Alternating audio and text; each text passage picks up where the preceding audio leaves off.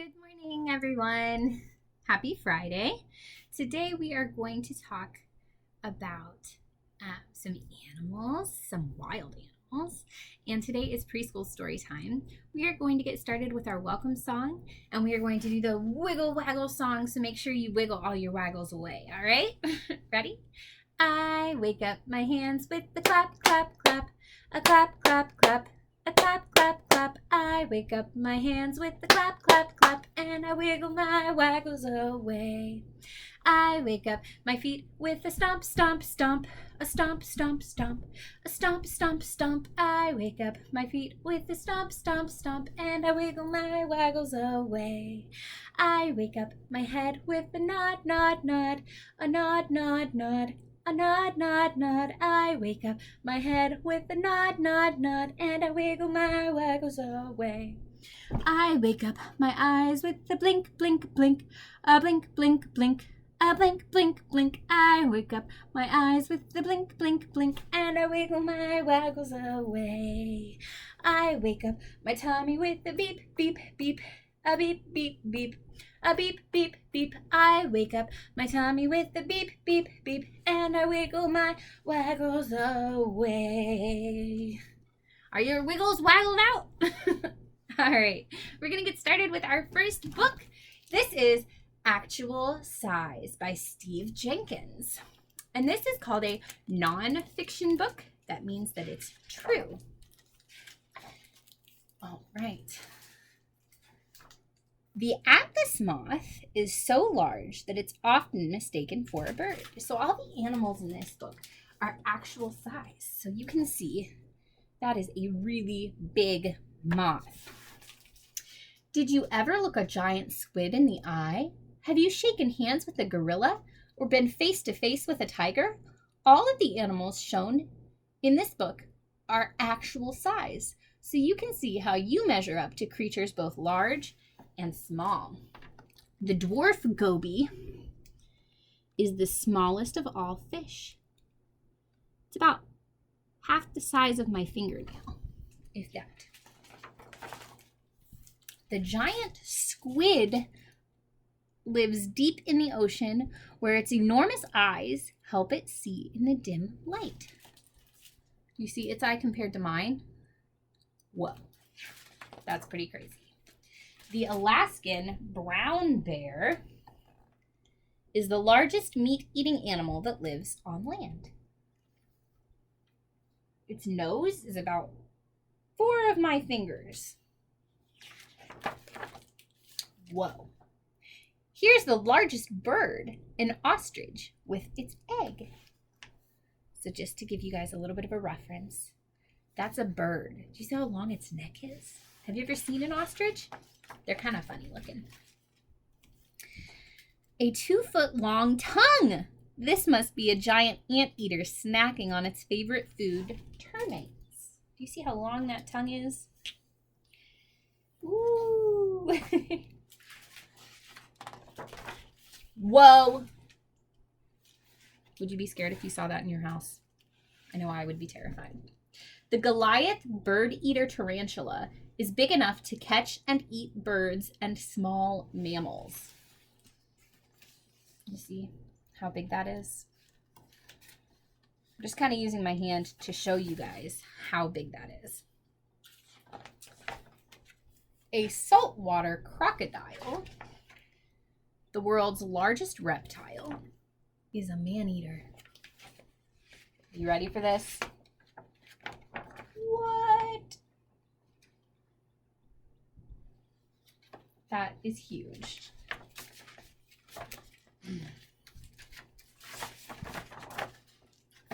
What is that? The Goliath frog lives in Africa. It's big enough to catch and eat birds and rats. Have you ever seen a frog that big? I know I haven't. Not even close. What do you think this is? This is too close to a great white shark. This is how big their teeth are. They're longer than my fingers. Ooh. The huge gorilla and the pygmy mouse lemur both have hands a lot like ours. It's a lot bigger though, this one. And this one, you can see, is super small. Smaller than the tip of my finger. Whoa, that's kind of scary. The Siberian tiger is the biggest of the big cats. That's pretty big. The Goliath beetle is the world's heaviest insect. Have you ever seen a beetle that big? No, I wouldn't want to. The rare giant walking stick is the world's longest insect. It's about as long as this whole book, and it looks like it goes all the way off too, so it's actually even longer than that. This foot belongs to the largest land animal. Do you know what animal that is? The African elephant. That's his foot. That's his toenail is like the size of my hand. And in the back here, it just gives us some more information about all these animals. And then here, the giant Gippsland earthworm lives in Australia. That looks like it's just like a blown up picture of an earthworm, but it's not. That is the actual size. It's like the size of a snake. And those actually live in Africa or in Australia. So this book, this is called Actual Size. And it gives you more information about the animals in the back. I'm not going to go through that during story time.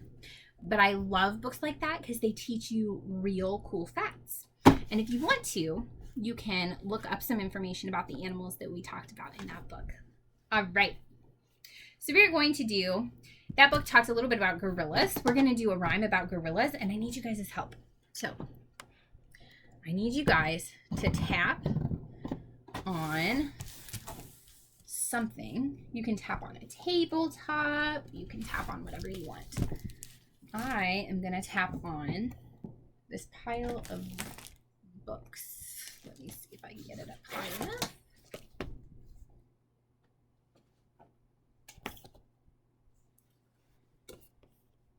All right, I'm going to tap right here. It starts with boom, diddy, boom, boom, boom. So that's what I need you guys' help with. All right? We're going to go through it a couple times and wait and see if you can find the funny part. Ready? Boom, diddy, boom, boom, boom. Boom, diddy, boom, boom, boom. Way down in the jungle where nobody goes, there's a great big gorilla washing his clothes. With a rub-a-dub here and a rub-a-dub there, that's the way he's washing his underwear. Boom, diddy, boom, boom, boom, boom. Boom, diddy, boom, boom, boom, boom. Way down in the jungle where nobody goes, there's a great big gorilla washing his clothes. With a rub-a-dub here and a rub-a-dub there, that's the way he's washing his underwear. Boom, diddy, boom, boom, boom, boom. Boom, diddy, boom, boom, boom, boom. Did you find the funny part? All right. So the next thing we're going to do is actually an adaptation of a book called Dear Zoo by Rod Campbell. But instead of reading the book, I'm going to kind of make it come alive. So, I wrote to the zoo to send me a pet. They sent me an elephant. Ah! It was too big. I sent it back. I wrote to the zoo to send me a pet. They sent me a rhino. Oh no, but it was too pokey. I sent it back. I wrote to the zoo to send me a pet. They sent me a giraffe, but it was too tall. I sent it back. I wrote to the zoo to send me a pet. They sent me a lion, roar, but it was too fierce, so I sent it back. I wrote to the zoo to send me a pet. They sent me a monkey, but it was too naughty. I sent it back. I wrote to the zoo to send me a pet. They sent me a meerkat, but it was too sneaky. I sent it back. I wrote to the zoo to send me a pet. They sent me a penguin, but it was too slippery. So I sent it back. I wrote to the zoo to send me a pet. They sent me a snake. But it was too scary. So I sent it back. I wrote to the zoo to send me a pet. They sent me a puppy. And it was just right. All right. So in that, we talked a little bit about elephants. I've got a nice little felt here for you guys. I'm not going to use my felt board because it'll be easier to see if I just hold it up like this. But we're going to do elephants in the bathtub, which is silly because elephants can't really sit in the bathtub. But I need you guys to help me again with my knock, knock, splash, splash. Can you guys do that? Knock, knock, splash, splash. All right, I'm going to need your help with that. Are you ready?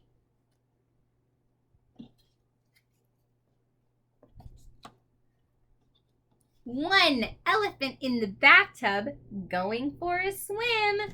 Knock, knock, splash, splash. Come on in. Two elephants in the bathtub going for a swim. Knock, knock, splash, splash. Come on in. How many are going to be in there now? We had two. Three elephants in the bathtub going for a swim. Knock, knock, splash, splash. Come on in. How many do you think we'll have now? Four elephants in the bathtub going for a swim. Knock, knock, splash, splash. Come on in. What comes after four? Do you know what comes after four? Let's count them. Ready? 1, 2, 3, 4, 5. 5 elephants in the bathtub going for a swim. Knock, knock, splash, splash. They all fell in. That's silly. Elephants can't really go for a swim in the bathtub, can they? No. All right, I have one more book for you guys, and this one is pretty funny. So I think you're going to enjoy it. This is What to Do If an Elephant Stands on Your Foot by Michelle Robinson.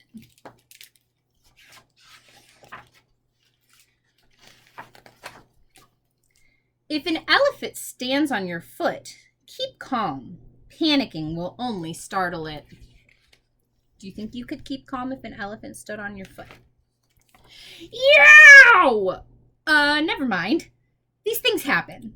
In the event of startling an elephant, you will probably feel like running away rather quickly. Try not to. Running may attract tigers. Oh no. Told you so. Shh! Once a tiger has spotted you, you must stay silent. The slightest sound, such as a sneeze. Uh-oh. Achoo!